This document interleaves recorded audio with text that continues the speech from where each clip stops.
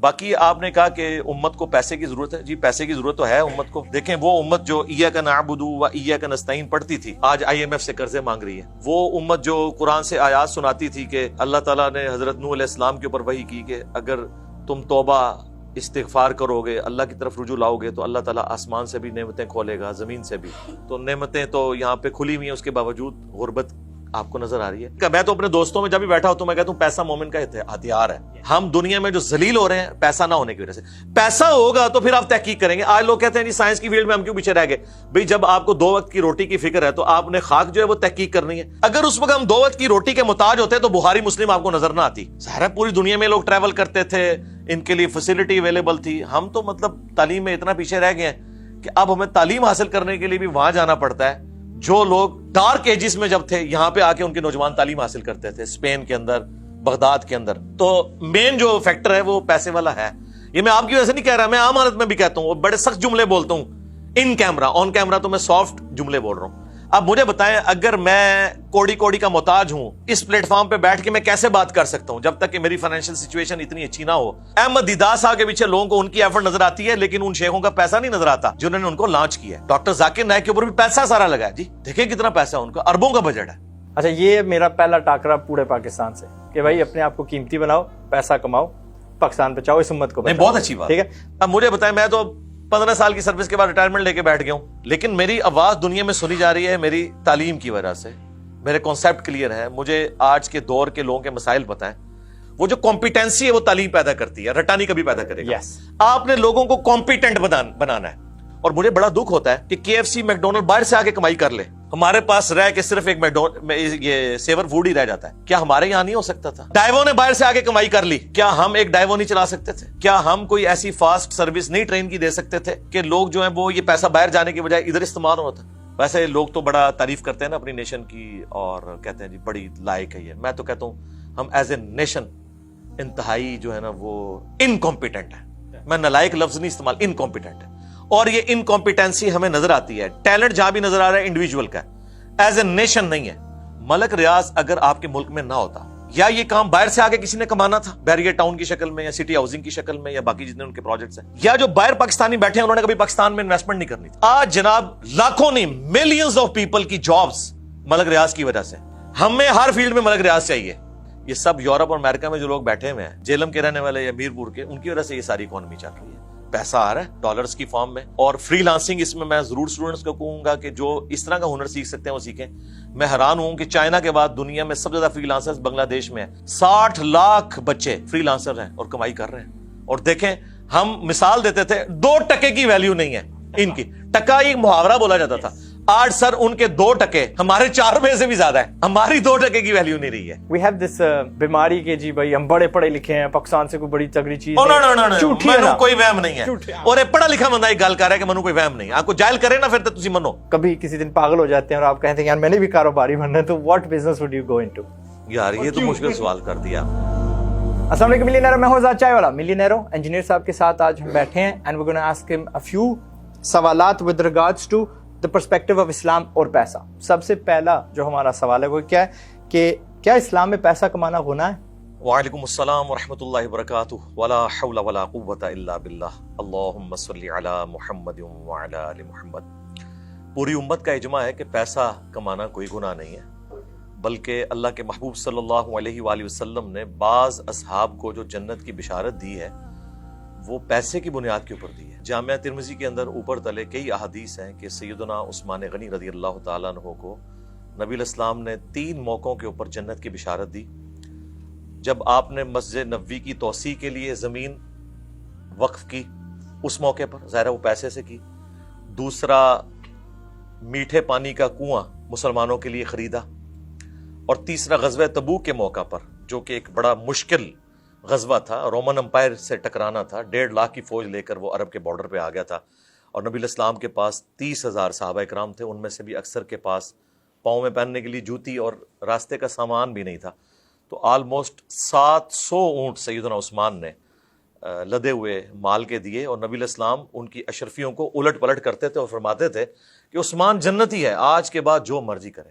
میں تو اکثر اپنی ویڈیوز کے اندر یہ کہتا ہوں کہ دنیا میں فرائض پورے کرنے کے بعد جنت کمانے کا سب سے آسان ذریعہ یہ ہے کہ آپ مال اللہ کی راہ میں خرچ کریں، اور اس کے لیے ظاہر مال ہوگا۔ اسلام کے جو 5 بڑے فرائض ہیں جو بخاری مسلم میں آئے، اس میں کلمے کے بعد نماز اور پھر زکوٰۃ ہے۔ زکوٰۃ وہی شخص دے گا جس کے پاس مال جڑا ہو اور 1 سال تک اس کی مدت پوری ہو۔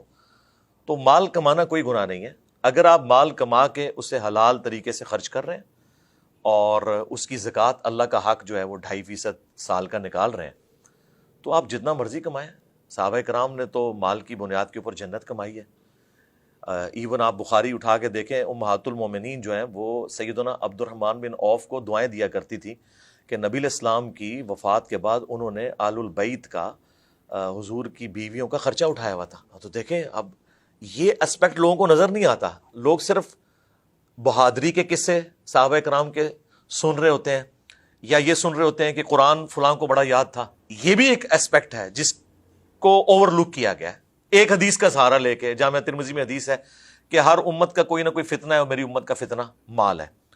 نبی علیہ السلام نے فتنہ فرمایا، اور یہ پنجابی کا فتنہ نہیں تھا، عربی کا، یعنی آزمائش۔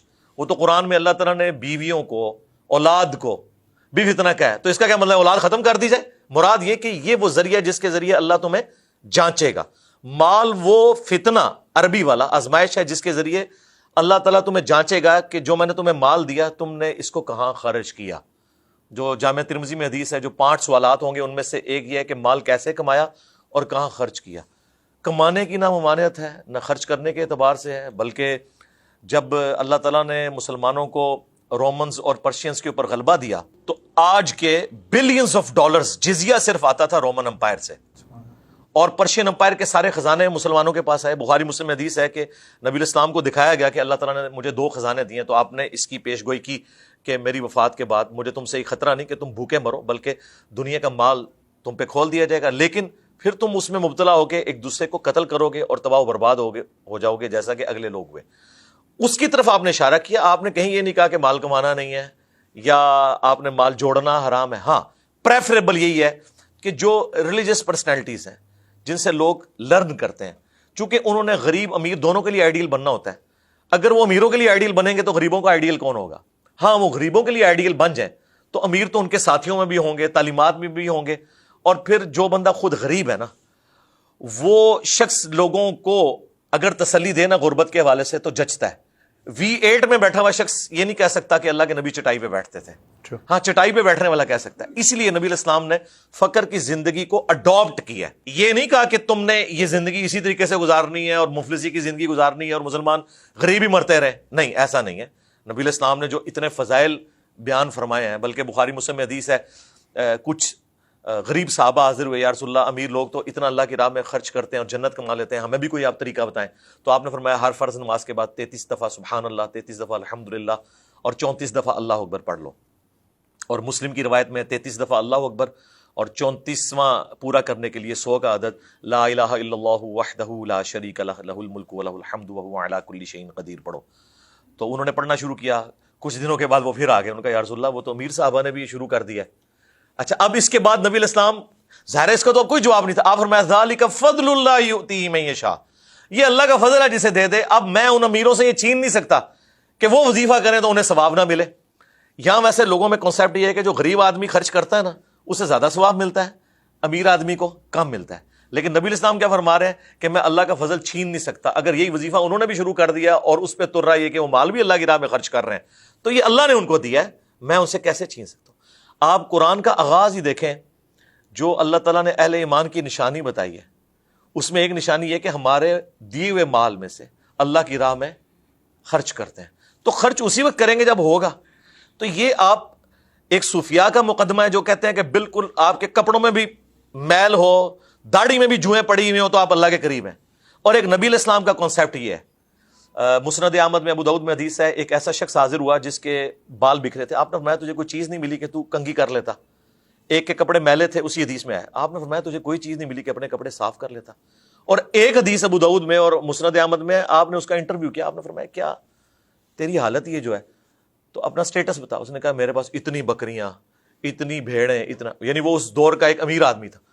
آپ نے فرمایا اگر اللہ نے تجھے اتنا کچھ دیا ہے تو اللہ کی نعمتوں کا اثر تجھ پہ نظر بھی آنا چاہیے، یعنی یہاں پہ کچھ لوگ ہوتے ہیں نا، وہ اپنے آپ کو نا، یعنی وہ لوگوں کی نظر میں خیر وہ چوری چکاری سے بچنے کے لیے بھی اپنے آپ کو لو پروفائل میں رکھتے ہیں، لیکن اس لیول پہ بھی نہ ہو کہ آپ بالکل گند مند کر کے پھریں، یعنی کسی درجے میں وہ ایک سینسیبل نظر آنے چاہیے. البتہ یہ ضرور ہے کہ آپ بہت زیادہ ایسا کوئی معاملہ نہ کریں جس کی وجہ سے کسی کو آپ تکلیف میں ڈالیں. اس میں بھی بیلنس ہے. صحیح مسلم میں حدیث ہے، ایک صحابی نے کہا یا رسول اللہ، بعض اوقات انسان کی خواہش ہوتی ہے کہ لباس اچھا ہو، کپڑے اچھے ہوں، جوتیاں اچھی ہوں، کیا یہ تکبر ہے؟ تو آپ نے فرمایا یہ تکبر نہیں ہے، اللہ بھی خوبصورت ہے اور خوبصورتی کو پسند فرماتا ہے. تکبر یہ ہے کہ تم حق بات سے اناد کرو، یعنی حق جب دل گواہی دے دے کہ یہ حق ہے تو اس سے تم پیچھے ہٹ جاؤ. اور جو غریب لوگ ہیں، اپنے سے کم سٹیٹس کے لوگ ہیں، ان کو حقیر جانو، یہ تکبر ہے. آپ مہنگا لباس پہنے کوئی مسئلہ نہیں ہے، لیکن اس کی بنیاد پہ آپ کسی کو حقارت کی نظر سے دیکھتے ہیں نا، یہ اللہ تعالیٰ کو ناپسند ہے. اور اسی کے لیے ہے بخاری مسلم میں کہ جس کے دل میں رائی کے دانے کے برابر بھی تکبر ہوا وہ جنت میں نہیں پھر جائے گا. لیکن یہ میں کسی پہ فتویٰ نہیں لگاؤں گا، میں اپنے اوپر خود چیک کروں گا کہ میں نے اچھا لباس پہن کے میں کسی کو ذلیل تو نہیں کر رہا. یہ کوئی ایسا مسئلہ نہیں. اچھا، اس میں یہ بھی نہیں ہے کہ آپ کو اگر اچھا لباس اچھا لگ رہا ہے تو یہ بھی کوئی تکبر ہے، نہیں. مسلم شریف میں حدیث ہے، ایک صحابی کہتے ہیں یا رسول اللہ، بعض اوقات انسان جو ہے نا وہ کوئی اچھا عمل کرتا ہے اور لوگ اس کی تعریف بھی کر دیتے ہیں اور وہ اچھی بھی لگتی ہے، تو کیا یہ ریاکاری ہے؟ آپ نے فرمایا نہیں، یہ دنیا میں اللہ کا انعام ہے. سبحان اللہ. اب یہ وہ حدیثیں ہیں جو اوور لک ہیں، ون سائیڈڈ پکچر. کیونکہ زیادہ تر یہاں صوفیاء کے زیر اثر آیا نا، انہوں نے بالکل وہ، میں پنجابی کا وہ لفظ نہیں یوز کرنا چاہتا، ٹرانسجینڈرز کے ایکویلنٹ جو استعمال ہوتا ہے وہ پتہ چل جائے گا پنجابیوں کو، وہ کر دیا انہوں نے لوگوں کو، اور ون سائیڈڈ باتیں بتا کے. اچھا، یہ باتیں اگر میں اس وقت کر رہا ہوں جب میرے پاس V8 ہو تو پھر آپ ضرور کہیں کہ اپنے آپ کو جسٹیفائی کر رہا ہوں. میرے پاس تو بھائی موٹر بائک ہے، لیکن میں دین آپ کو صحیح بتاؤں گا. میں پینٹ شرٹ پہنتا نہیں ہوں، لیکن پینٹ شرٹ کو میں غیر اسلامی نہیں کہتا. وہ دین کا مسئلہ آپ کو صحیح بتائیں گے. میں تو اس پہ گھنٹوں بول سکتا ہوں. نہیں، ہمارے ہاں ایک رواج ہوتا ہے کہ اگر کسی کے پاس پیسے ہیں تو اس نے غلط طریقے سے لائے ہوں گے، اصل اس نے کوئی محنت شنت نہیں کی ہوگی. What would you say to that? And پھر ایک کتاب ہے I think a discussion with the devil, Napoleon ہل کی. ہاں، نپولین ہل کی. تو وہاں پہ وہ کتاب ایسی لکھی ہے نپولین نے کہ وہ شیطان سے مخاطب ہو کے باتیں کر رہے تو، اور وہاں پہ شیطان سے پوچھتا ہے کہ تیرا کیا رویہ اور دولت اور غربت.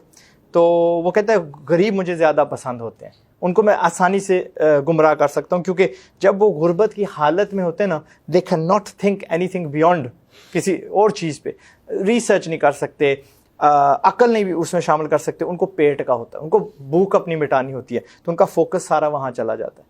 تو جس مور پہ ابھی امت کھڑی ہے دنیا میں، آپ پورا حال دیکھ لو، ہر بندہ ہمیں ہی کھا رہا ہے. وہ حدیث پوری ہو گئی ہے نا، سارے مل کے ہمیں کھائیں گے. تو اس پیسے کی کیا اہمیت ہے؟ دولت مند مسلمان کی کیا اہمیت ہے؟ پہلے تو میں اس کی نپولین کی جو ڈسکشن ہے شیطان کے ساتھ، اسے انڈورس کروں گا. صحیح بخاری میں حدیث ہے، ایک شیطان نے انسانی شکل میں آ کے آیت الکرسی کا وظیفہ بتایا تو نبی علیہ السلام نے فرمایا ہے جھوٹا تھا لیکن بات سچی کی. یہاں بھی اس کی بات سچی ہے. پریکٹیکلی آپ دیکھ لیں کہ جتنے غریب لوگ ہیں، جو بہت زیادہ غریب ہیں، انہوں نے جمعے کی نماز تو چھوڑ دیں، عید کی نماز بھی کبھی نہیں پڑھی. وہ بالکل دین سے برگشتہ ہیں. آپ کو جو ریلیجس لوگ نظر آ رہے ہیں وہ سب کے سب middle class, lower middle class ہیں. ایون اپر کلاس میں بھی آپ کو لوگ نظر آئیں گے جو سیٹسفائیڈ لائف گزار رہے ہیں، لیکن وہاں ذرا اور ایشوز اور آ جاتے ہیں. لیکن یہ حقیقت بات ہے کہ فقر جو ہے وہ کفر کے قریب لے جاتی ہے انسان کو. اسی وجہ سے آپ دیکھیں دنیا میں لوگوں کے ریلیجن چینج کروائے گئے ہیں. آپ کو پاکستان میں یہ جو طبقہ گلیوں کی نالیوں کی صفائی کرتے ہوئے نظر آتا ہے اور کرسچن ہے، یہ بیسیکلی جب یہاں پہ برٹش امپائر آئی تھی ان کے زیر اثر یہ غریب طبقہ تھا جنہوں نے جو ہے وہ کرسچینٹی کو اڈاپٹ کیا اس وجہ سے کہ وہ بادشاہ کا دین تھا. اس وجہ سے یہ لوگ اٹیچ ہوئے ہیں. تو غربت تو انسان کو مذہب سے بھی عاری کر دیتی ہے جب انسان کو اس چیز کی فکر پڑ جائے. تو یہ تو بات ٹھیک ہے کہ فقر جو ہے وہ اس طرف لے جاتی ہے. باقی آپ نے کہا کہ امت کو پیسے کی ضرورت ہے. جی پیسے کی ضرورت تو ہے امت کو. دیکھیں وہ امت جو ایاک نعبد و ایاک نستعین پڑھتی تھی آج IMF سے قرضے مانگ رہی ہے. وہ امت جو قرآن سے آیات سناتی تھی کہ اللہ تعالیٰ نے حضرت نوح علیہ السلام کے اوپر وحی کی کہ اگر تم توبہ استغفار کرو گے، اللہ کی طرف رجوع لاؤ گے تو اللہ تعالیٰ آسمان سے بھی نعمتیں کھولے گا، زمین سے بھی. تو نعمتیں تو یہاں پہ کھلی ہوئی ہیں، اس کے باوجود غربت آپ کو نظر آ رہی ہے. نیچرل ریسورسز دیکھ لیں کتنے زیادہ ہیں مسلمانوں کے پاس. بلیک گولڈ مسلمانوں کے پاس سب سے زیادہ ہے. اب تو جب سے یہ سولر انرجی آئی ہے تو مجھے بتائیں ایٹ لیسٹ پاکستان کو تو کوئی اس حوالے سے رونا نہیں رونا چاہیے جہاں پہ 330 دن سورج نکلتا ہے. یہ دنیا میں کتنے ملک ہیں جہاں پہ اتنی دیر سورج نکلتا ہو؟ لیکن باوجود اس کے ہمارے ہاں ایک سولر پینل بنانے والی فیکٹری نہیں ہے. ہونی چاہیے. دیکھیں نا، یہ ہمارے حکمرانوں نے اور ہمارے ریاستی اداروں کے بڑوں نے، کیونکہ دونوں نے مل کے ایک دوسرے کے بینیفیشری ہیں نا، یہ اسٹیبلشمنٹ بھی اور پولیٹیشنز بھی دونوں قصوروار ہیں. ڈائریکٹلی انہوں نے 30-40 سال حکومت کی ہے اسٹیبلشمنٹ نے، انڈائریکٹلی 70 سال کی ہے. یہ بھی مجرم ہے اور پولیٹیشنز بھی مجرم ہیں. انہوں نے عوام کے لیے تو کچھ نہیں سوچا. اب آ کے یہ باتیں کرنا شروع ہیں. لیکن ابھی بھی آپ دیکھیں، میں نے خود سولر گھر اپنے لگوایا 8 kVA کا ایک سسٹم. ابھی 4تھا مہینہ ہے، وہ میٹر نہیں لگ سک رہا. ہر طرح کی کوشش کر کے دیکھ لی ہے. اس سے آپ اندازہ لگائیں کہ اس کو کتنا مشکل کیا ہوا انہوں نے، اور یہ یہاں تک پہنچتے ہوئے بھی ایک ٹائم لگا. تو ابھی پیسہ مومن کا، میں تو اپنے دوستوں میں جب بھی بیٹھا ہوتا ہوں میں کہتا ہوں پیسہ مومن کا ہتھیار ہے. یس، یہ جو اس پلیٹ فارم سے ہر چیز تل پٹ ہوئی ہے تو اس میں پیسہ بھی انوالو ہے. لوگ تو نظر آتے ہیں کہ جی ایک چھوٹا سا کیمرہ لے کے سامنے رکھ لیا ہے. آپ اگر ہمارے جو اخراجات ہیں نا مہینے کے، وہ میں اگر بتا دوں نا کیمرے میں، تو یہ لوگ حیران ہو جائیں گے اتنا خرچہ ہوتا ہے. ٹھیک ہے، تو وہ پوچھیں کہاں سے آتا ہے، تو ہم کہیں گے وہ اوپر دیکھتے ہیں تو سونا، نیچے دیکھتے ہیں تو سونا. ٹھیک ہے، ظاہر ہے وہ ایفرٹ پٹ کر کے آ رہا ہے نا. تو وہ یہ سارے کا سارا معاملہ پیسے کی وجہ سے ہی مینج ہو رہا ہوتا ہے. پیسہ مومن کا ہتھیار ہے.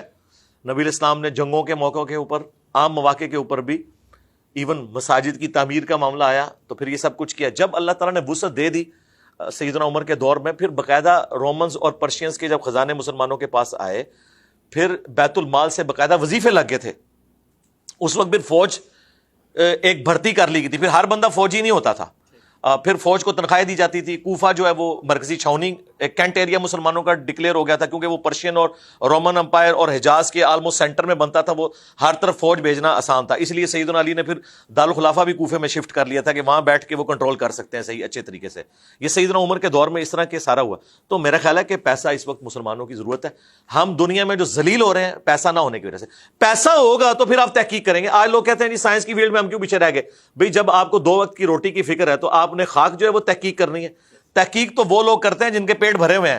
پھر ٹھیک ہے، وہ سرکار پھر 4 مہینے کے لیے وہ کیمرہ لگا کے کروکوڈائل کی عادتیں بھی نوٹ کریں گے. ٹھیک ہے جی، 5 ہفتے کے لیے وہ ایلیفینٹس کو بھی آبزرو کریں گے. ہاں جی، جو ہے وہ اس کی عادت یہ ہوتی ہے اور وہ اس طریقے سے کمیونیکیشن کرتا ہے. سرکار ہم تو بس صرف نیشنل جغرافی کے اوپر ان کی ایفرٹس دیکھتے ہیں اور سبحان اللہ پڑھتے ہیں. آپ تو صرف سبحان اللہ پڑھتے ہیں. میں تو دعا بھی کرتا ہوں کہ اے اللہ ان کو ہدایت دے. اپنوں سے تو ہم نا امید ہے. یہی اسلام قبول کریں اور خدا کا صحیح اس کریٹر کا تعارف کروائیں. یہ کائنات اللہ تعالیٰ کا فعل ہے اور قرآن اللہ کا قول ہے. اللہ کے قول اور فعل میں تضاد نہیں ہے.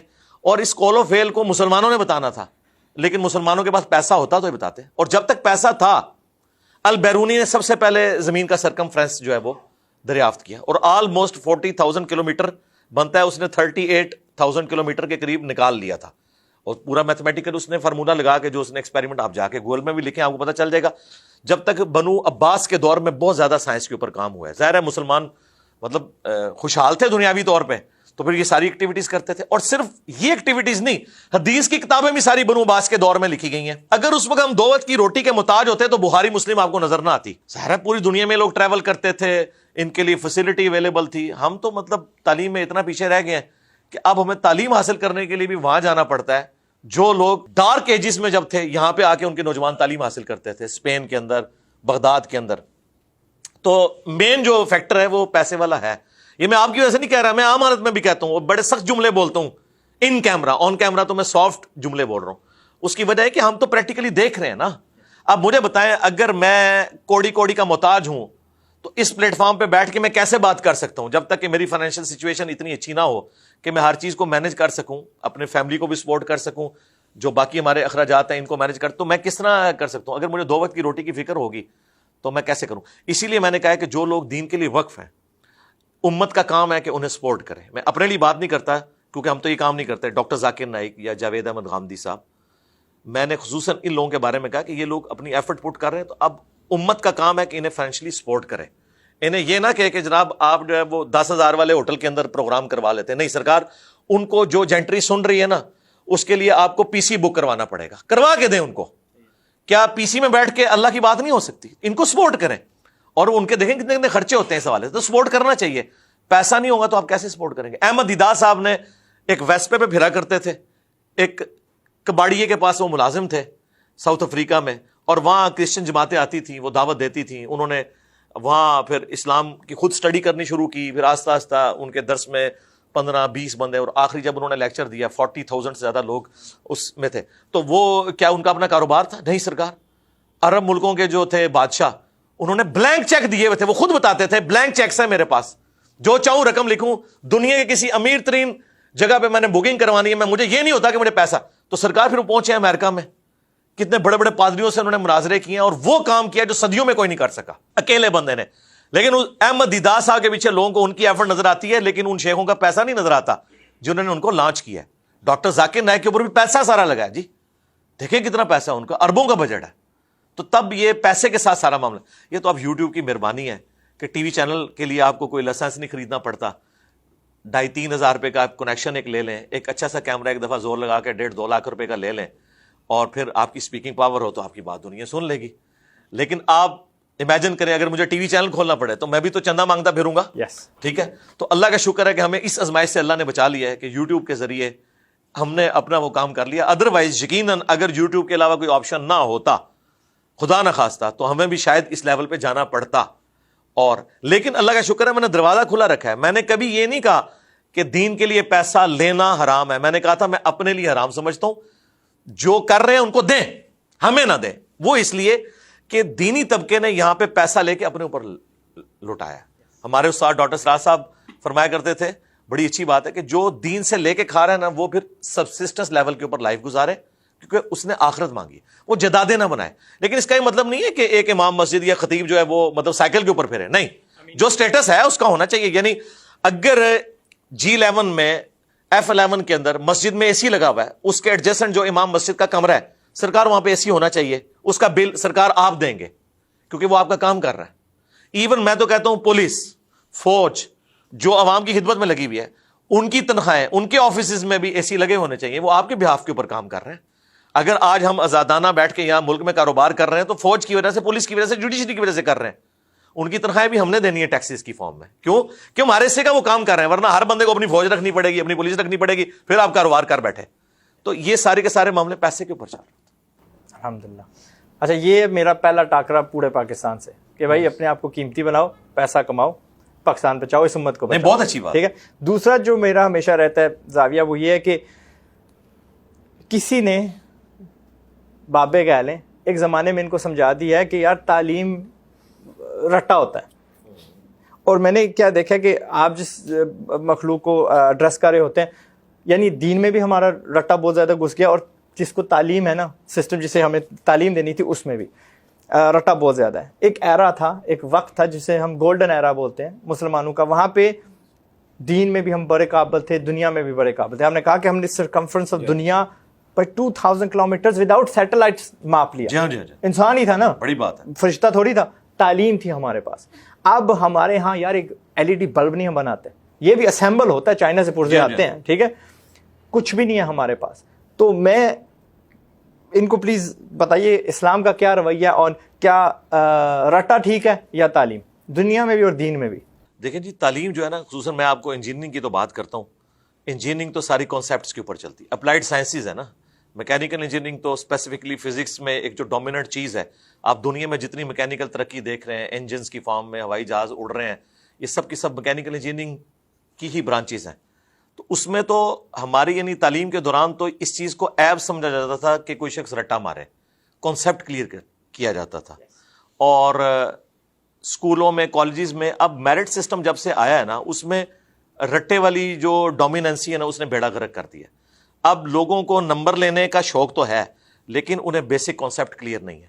لیکن گوروں کا سسٹم جو ہے نا, وہ بالکل اپوزٹ ہے. وہاں پہ لوگوں کو کانسیپٹ بھی سکھایا جاتا ہے, اور وہ یہ جج بھی کر لیتے ہیں کہ یہ بچہ اب اس فیلڈ میں جائے گا. پاکستان میں 100 بچے ہیں نا اگر بالفرض, تو 99 بچے ڈاکٹر انجینئر ہی بنیں گے. وہ وکیل بھی تو کو بن سکتا ہے. وکیل دیکھیں آپ, عموماً آپ کو وہ لوگ وکیل نظر آئیں گے جو عام معاشرے میں کوئی اور ڈگری نہ کر سکیں, معذرت کے ساتھ وکیلوں سے. اسی لیے وکیلوں میں ذرا سے کوئی سیانا بندہ آتا ہے نا, تو سرکار وہ پھر سب کو پیچھے چھوڑ جاتا ہے. انجینئر نے جو پوری زندگی میں کمائی کرنی ہے نا, وہ وکیل 1 مہینے میں کما لیتا ہے. اچھا, یہ بھی ایک شعبہ ہے. اس کے علاوہ بھی اور شعبے ہیں, اس میں یعنی لوگ یہ سارا معاملہ کر سکتے ہیں. باقی کاروبار والا جو معاملہ ہے نا جی, وہ ایک ایسی چیز ہے کہ جو اوور لک ہے. میں سمجھتا ہوں کہ تعلیم ود کانسیپٹ. یہ صرف ارننگ کے ذریعے کے طور پہ نہیں ہونی چاہیے. تعلیم ایک آپ کے لیے آنر ہے. اب مجھے بتائیں, میں تو 15 سال کی سروس کے بعد ریٹائرمنٹ لے کے بیٹھ گیا ہوں, ٹھیک ہے, لیکن میری آواز دنیا میں سنی جا رہی ہے میری تعلیم کی وجہ سے. میرے کانسیپٹ کلیئر ہیں, مجھے آج کے دور کے لوگوں کے مسائل پتہ ہیں.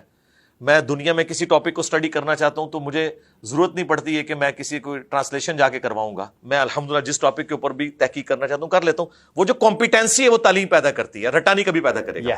آپ نے لوگوں کو کمپیٹنٹ بنانا ہے, استعداد پیدا ہو, جس کو وہ کہتے ہیں شستہ اردو میں, کہ آپ کے اندر یہ کوالٹی پیدا ہو جائے کہ آپ چیزوں کے حق اور باطل میں تمیز کر سکیں, چاہے وہ دین کے اعتبار سے چاہے اپنے باقی معاملات کے اعتبار سے. اور اس میں جو کاروباری لوگ, جو کامیاب لوگ ہیں, لوگ تو سمجھتے ہیں ان پڑھ ہے, لیکن وہ اپنی فیلڈ کے اندر سرکار جینیس لوگ ہیں, جن لوگوں نے بھی اس فیلڈ میں نام کمایا ہے, پیسہ کمایا ہے. اگر آپ ان کو دیکھیں, وہ پیورلی اس طریقے سے کام کر رہے ہیں جو آپ نے ماسٹر ڈگری کے اندر جو چیزیں پڑھی ہیں نا, کانسیپٹ کاروبار کے کامیاب, وہ آلریڈی اپلائی کیے ہوئے ہیں, لیکن ان کو ان تھیوریز کے نام نہیں آتے. اپلائی انہوں نے کیے ہوئے ہیں بڑے صحیح طریقے سے. میں سیور فوڈز کی مثال اکثر دیتا ہوں, مطلب میں کوئی مشہوری کی بات نہیں ہے, لیکن میں دل سے ان کی قدر کرتا ہوں. ایک تو دیندار لوگ ہیں ماشاءاللہ, انہوں نے اپنے جو ٹیبل بوائز بھی رکھے ہوئے ہیں. میں آپ کو آج سے 5-6 سال پہلے بتاؤں, اس وقت وہ 35-40 ہزار روپے ایک ٹیبل بوائے کو دے رہے تھے. سبحان اللہ. اور پراپر انہوں نے ڈریسنگ ان کو دی ہوئی ہے, اور عزت نفس اور بیماری اور خوشی کے لادہ چھٹیاں, اور MBAs بچے ماسٹر ڈگری ہولڈر.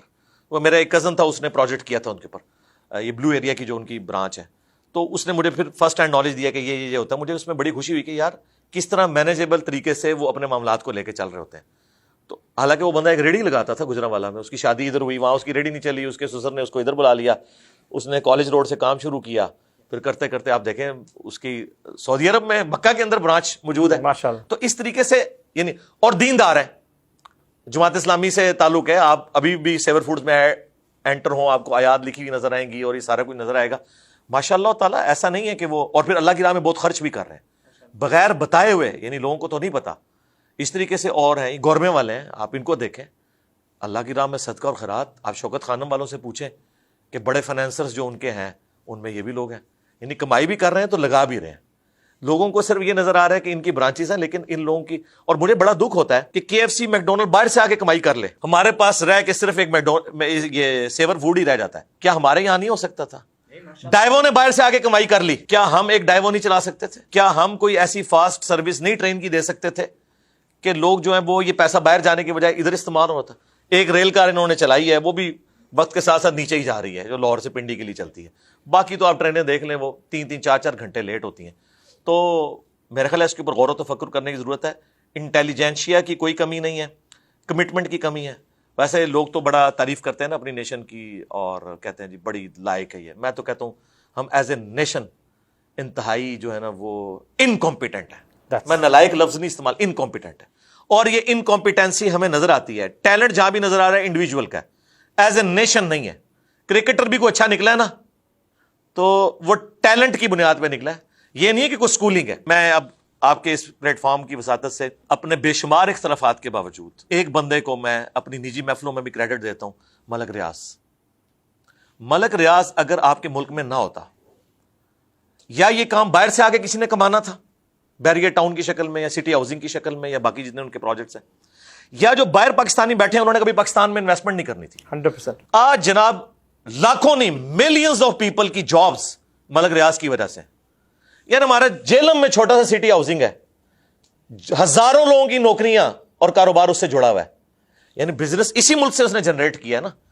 یہ سٹیز حکومتوں کے کام ہے بات کرنا جو ملک ریاض نے کیے ہیں, ٹھیک ہے, اور باقی معاملات بھی لے کے چل رہے ہیں.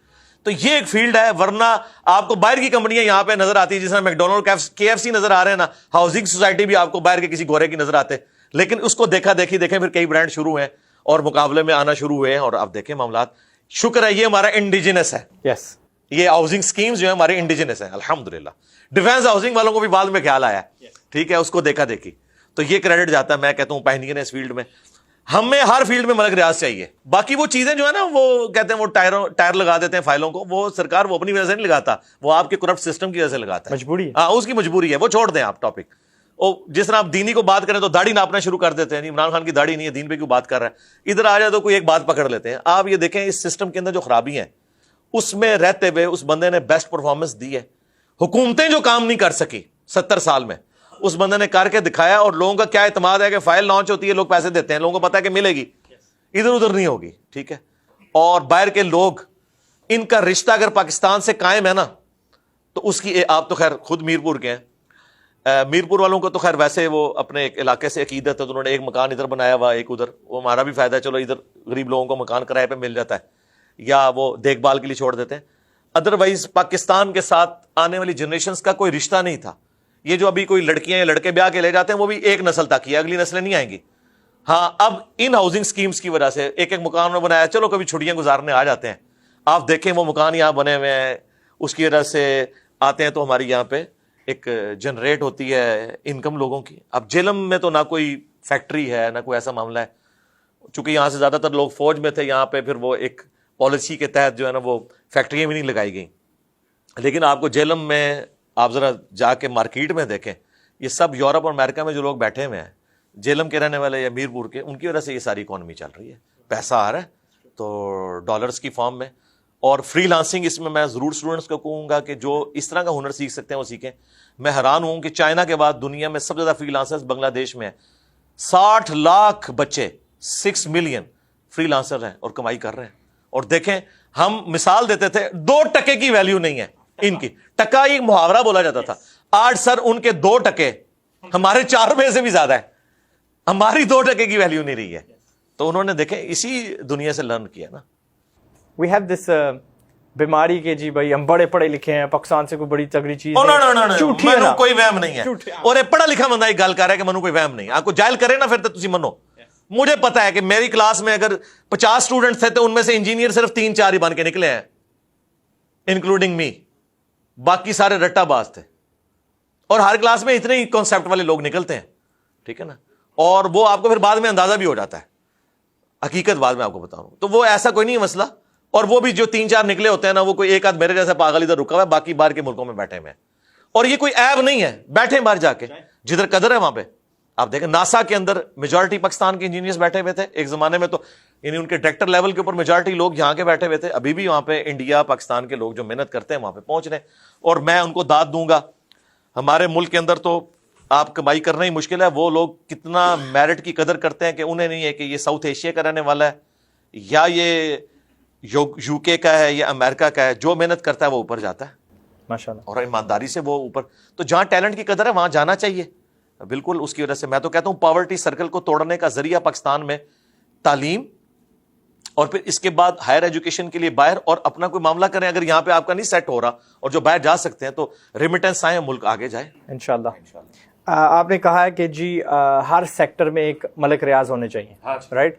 اینڈ اگر جو انہوں نے کام کیا وہ حکومت کا کام ہے, and I 100% agree with you کہ اگر ان کی ہاؤسنگ سوسائٹی یہاں پہ نہ ہوتی تو بہت سارے ایکسپیٹریٹس جو ہم لوگ ہیں واپس مڑ کے نہ آتے. ہمیں بہت حوصلہ پڑا ہے, ٹھیک ہے. میں اپنی اگر کہانی بتاؤں تو جب میں نے پہلی بار بحریہ ٹاؤن کو دیکھا, آئی واز لائک, بچوں کو ہم نے چھوڑا گھر اپنے, اور میں نے وائف کو کہا مجھے اتنا حوصلہ ہے کہ یہاں پہ سب کچھ ہوگا. میں نے کہا what would you like to eat, کیا کھاؤ؟ کہتی ہے سب وے. ہم نکلے, کوئی میپ نہیں ہے, گھومتے گھومتے ہمیں سب وے مل گئی. اینڈ آئی واز لائک سبحان اللہ. دس واز 2015 جب میرا حوصلہ بڑا کہ یار پاکستان لوٹنا چاہیے. اور مساجد بھی ہیں, میں دیندار بندوں کے لیے کہوں گا, مسجدیں آپ کو یورپ امریکہ میں بھی ایسی نہیں ملیں گی جو یہاں ملیں گی ماشاءاللہ. اور کوئی فرقہ واریت نہیں ہے. اب جس طریقے سے آپ مرضی نماز پڑھیں, آپ کو امام مسجد کان سے پکڑ کے نہیں نکالے گا. اونچی آمین کہنی ہے اونچی آمین کہیں, آپ نے رفع دین کرنا ہے نہیں کرنا, کوئی آپ کو ڈانٹے گا. ان کی تنہائی کون دے رہا ہے؟ Business man. I have this theory کہ اگر پاکستان کو ہم امیر بنا دیں گے نا تو پوری امت کے مسئلے حل ہو جائیں گے. فوج ہماری سب سے تگڑی ہے, بس اس کی محتاجی یہ ہے کہ وہ ایک غریب ملک کی فوج ہے. یہی ہے نا, ایسے ہی. لاسٹ سوال, اگر آپ کبھی کسی دن پاگل ہو جاتے ہیں اور آپ کہتے ہیں یار میں نے بھی کاروباری بننا ہے, تو what business would you go into? یار اور کیوں سوال کر دیا آپ نے.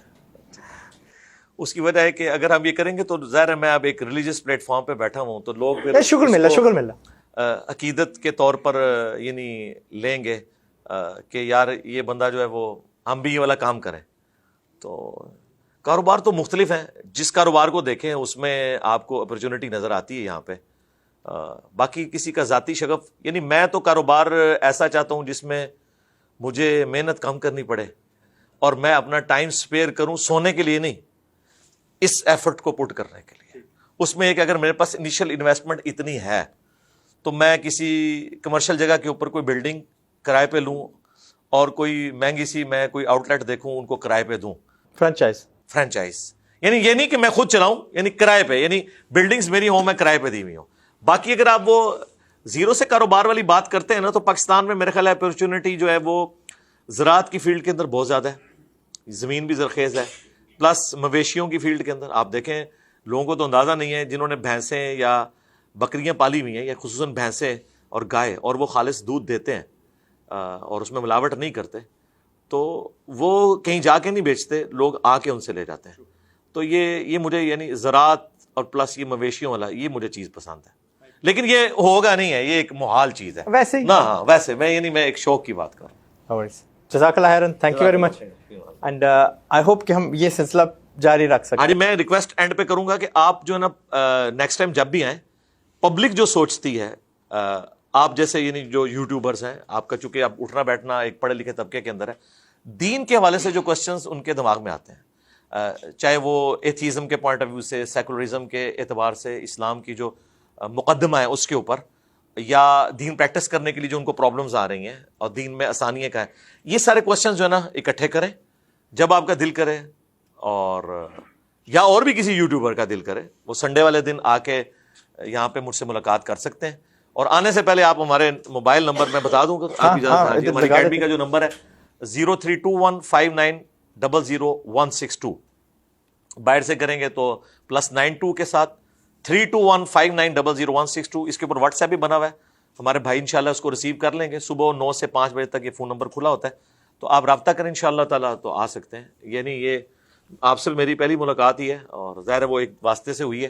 تو چلیں آپ کے پلیٹ فارم سے جن لوگوں نے اس طرح کی کوئی چیز حاصل کرنی, کیونکہ ہم تو چاہتے ہیں کہ دعوت ہر پلیٹ فارم سے پھیلے جس کی فیلڈ ہے, اور مجھ سے آپ آگے ہر ٹاپک ڈسکس. اب دیکھیں یہ میں زندگی میں پہلی بار یہ ٹاپک ڈسکس کر رہا ہوں, اور انہوں نے مجھے شروع کیا میں آپ کو سوال, میں نے کہا مجھے سوال نہیں دکھانے, میں اپنی نیچرل گیم نہیں کھیل سکتا, جو اللہ تعالیٰ شرح صدر کرے گا میں بات کر دوں گا. الحمدللہ, گڈ آنسرز.